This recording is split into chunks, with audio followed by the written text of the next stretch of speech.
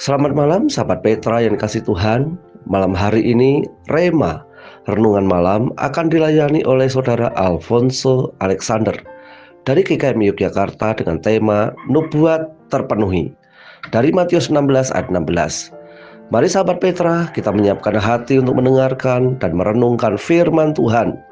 Selamat bersekutu, Tuhan Yesus memberkati. Salam sejahtera bagi kita semua, dimanapun kita berada. Tema renungan kita pada malam hari ini adalah Nubuat Terpenuhi, dengan bacaan dari Matius 16 ayat 16. Matius 16 ayat 16. Demikianlah firman Tuhan. Maka jawab Simon Petrus, "Engkau adalah Mesias, Anak Allah yang hidup." Sekali lagi, maka jawab Simon Petrus, "Engkau adalah Mesias, Anak Allah yang hidup." Kiranya berbahagia kita sekalian yang mendengarkan, merenungkan, dan juga melaksanakan firman Tuhan. Amin. Sebagai seorang manusia, para pendengar sekalian dikasihi Tuhan, kita memiliki keterbatasan, terutama dalam perkara hari depan. Perkara inilah yang kemudian juga turut menjadi inspirasi. Berbagai lagu bisa digubah dari keterbatasan itu. Berbagai jargon, slogan-slogan, semua bisa dikoarkan. Tetapi bagaimana realitasnya? Realitasnya adalah seperti dalam gelap, tangan kita berusaha untuk menggapai dalam kekosongan. Hati kita mengalami kesulitan dalam kita menyembunyikan ketakutan. Sambil kaki kita bergemetar menapaki langkah demi langkah ke depan. Mata kita bertanya-tanya menatap cahaya di ujung goa. Apakah itu cahaya matahari? Atau jangan-jangan lampu kereta api? Sepanjang kehidupan manusia juga,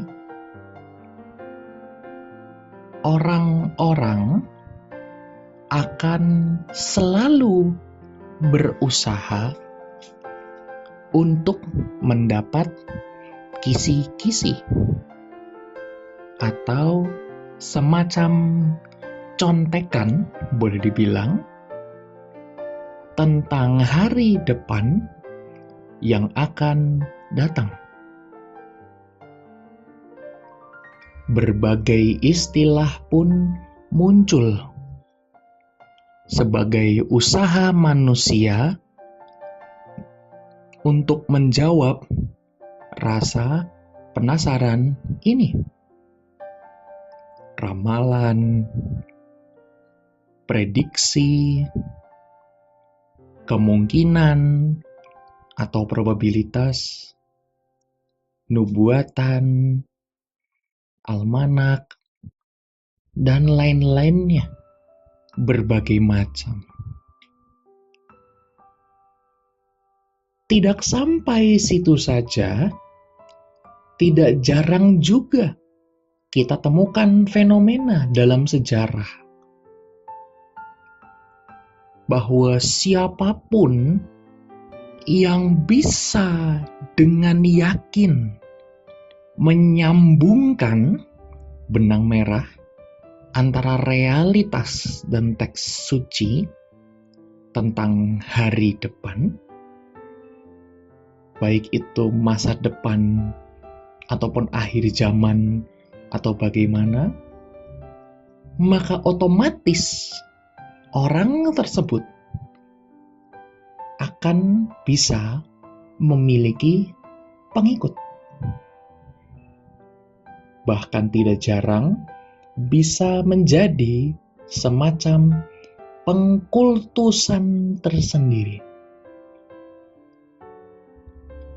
Salah satu contoh yang masih marak hingga zaman ini adalah ramalan atau prediksi tentang akhir zaman. Hal ini sejatinya tidak hanya terjadi sekarang, namun juga terjadi pada masa dahulu. Secara khusus juga bisa kita temukan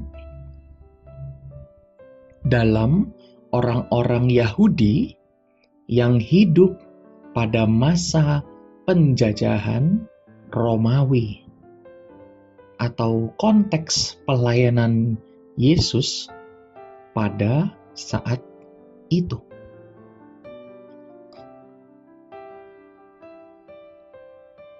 Masyarakat Yahudi pada masa Yesus berpelayanan mengalami penderitaan karena dijajah oleh bangsa Romawi.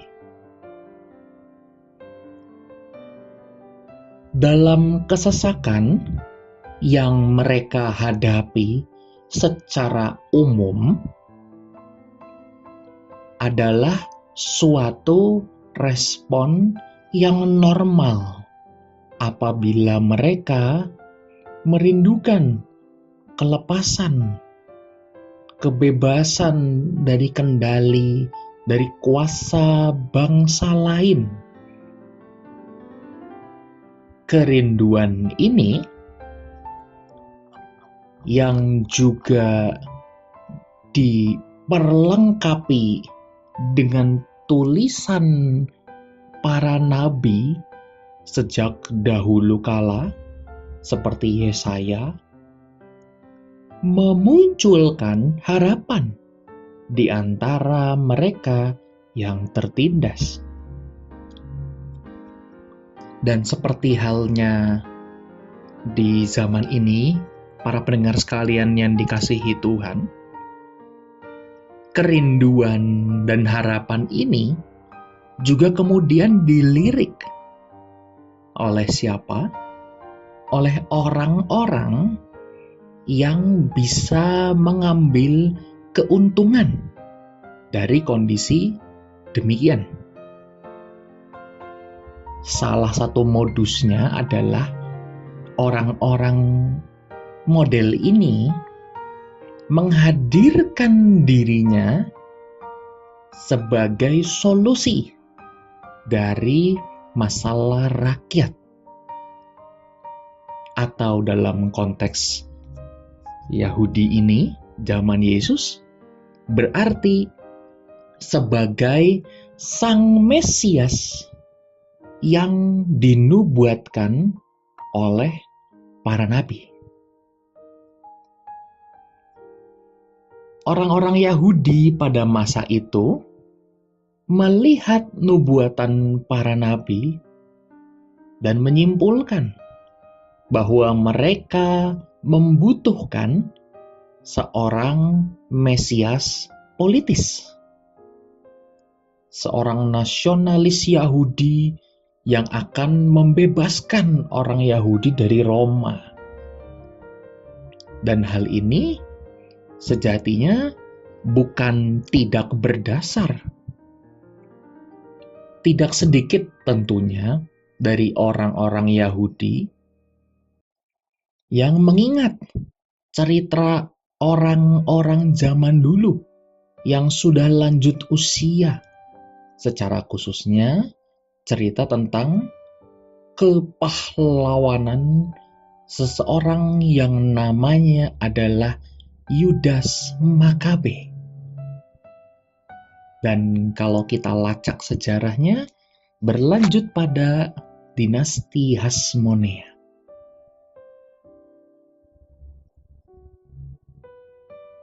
Melihat apa yang dilakukan oleh Sang Guru Yesus, saya yakin kita semua tentunya sudah familiar. Mengajar, menyembuhkan orang sakit, mengusir roh jahat, dan berbagai macam hal yang lain. Saya rasa tidak berlebihan bagi rakyat yang mendengar ajaran dan mengikutinya, sang guru kita itu, bila akhirnya mereka merasa dan melihat bahwa Yesus bukanlah seorang pengajar yang biasa-biasa saja. Jadi bukan pengajar sembarang pengajar. Beberapa bahkan melihat bahwa mujizat yang Yesus lakukan menjadi penanda sejati bahwa Yesus adalah Mesias. Setidaknya kita bisa melihat ada contohnya dalam Yohanes 6 ayat 14 dan 15. Dan ayat 15-nya mengungkapkan suatu hal tentang Yesus. Dan ini perlu kita perhatikan. Bahwa Yesus seperti percakapannya kelak dengan Pilatus tentang bagaimana kerajaannya bukan dari bumi ini, menolak tawaran itu dan memilih menyingkir dari mereka yang ingin menjadikan Yesus seorang raja. Bagi yang tidak mengerti apa yang dilakukan Yesus, tentunya akan dipandang sebagai menyia-nyiakan kesempatan langka yang belum datang dua kali.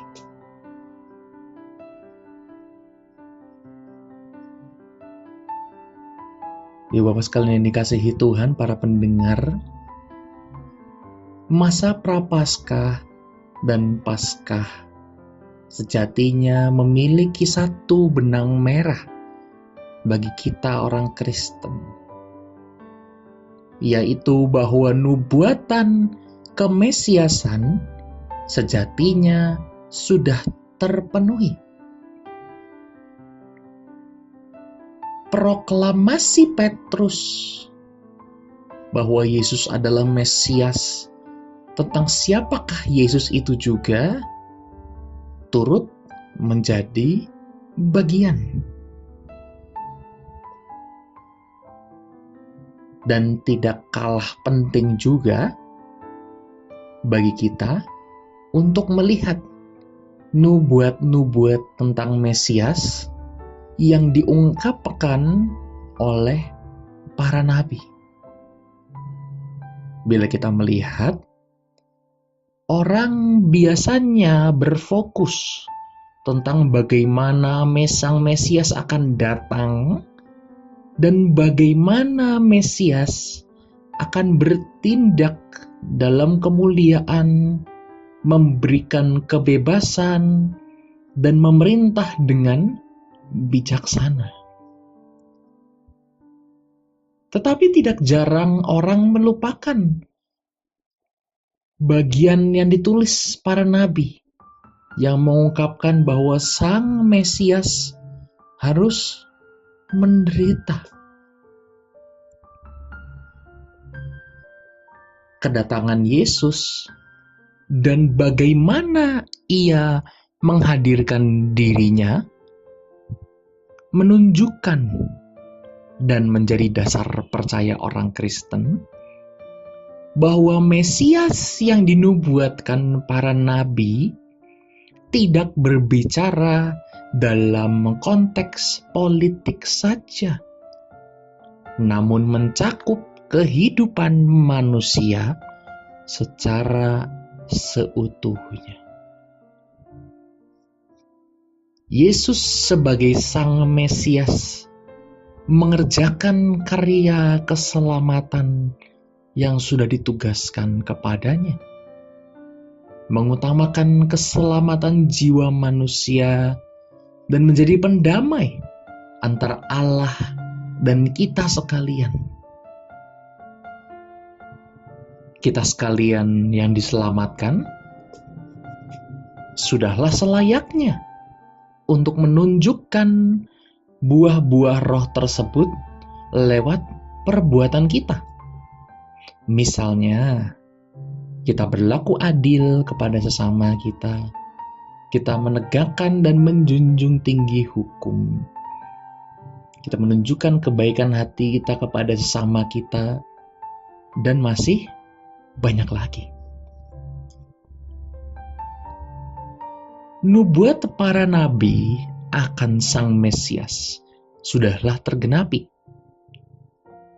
Bahwa Yesus telah memenuhi karyanya yang akan kita kenang dalam masa Prapaskah ini.